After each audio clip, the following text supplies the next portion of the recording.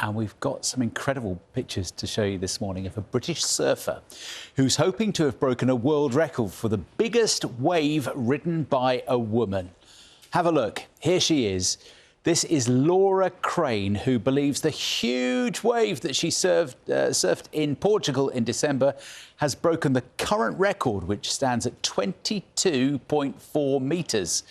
The coastal town, Navarre, is famous for having some of the largest surfable waves in the world. Appropriately enough, it holds the annual Big Wave Championship. Well, apparently one of the ways to measure the size of a wave is to compare it to the height of a surfer. So as a very experienced professional surfer, let me give you an idea how big these waves can be.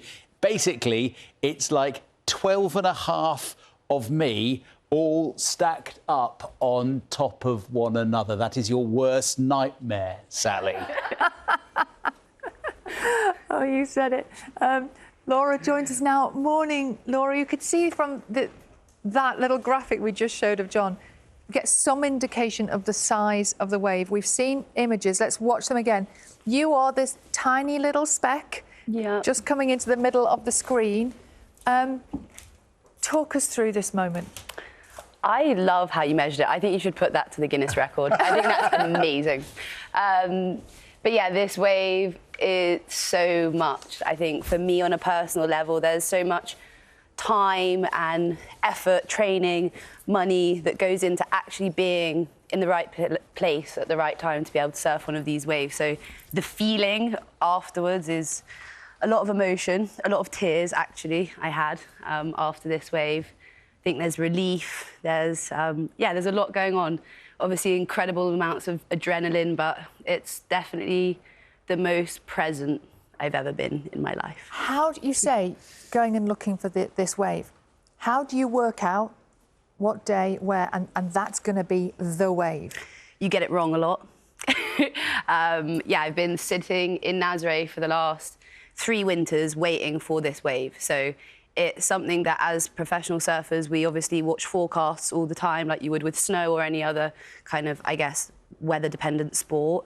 But for us in Nazaré, you're effectively chasing a storm. So it's obviously dependent how close that storm is, depends on whether we can actually surf the waves, because this was a beautifully perfect one. But usually it can be bumpy and lots of different variables that make it difficult. So you've got the photos to prove it, and the footage to prove it. How do you know how many johns or whatever, how many metres it really is? I actually have measured it the same way you guys measured it, because it's really difficult. Imagine, like, the wave is constantly moving, so the only thing I suppose you have to measure it from is the only thing you know the size of in that picture, which is obviously 9 times out of 10 the surfer or a jet ski or something. The Federation, the Big Wave Challenge, they have taken the wave, and they'll go now with the Guinness, and they're measuring my wave and a few of the others from that day as well. So it's quite an anxious wait, is it? Yeah, no, definitely. You say that was the perfect wave. What about it? What makes a wave perfect? That's a really good question. I think what made that wave so perfect for me was I proved to myself, I think, and everybody else that had doubted me that I could really do it. So I think there's lots of different emotions that wave has, but the perfection of it was, the way that it carried me, the way that it allowed me to come out safely. You know, people die at Nazaré, and I think every time you come out the ocean there and you have one of these crazy out-of-body experiences with the ocean, it's always, a very surreal moment.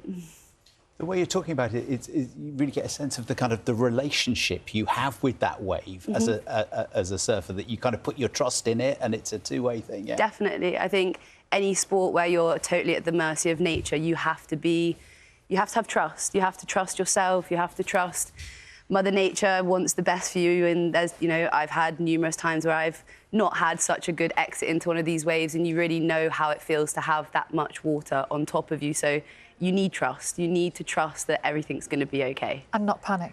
And not panic. Once you panic, everything, goes kind of out the window. But it's to be present, to just trust in nature. I think we could all do a little bit more of that sometimes. But it's definitely poetic in many ways, but incredibly scary too when it goes wrong.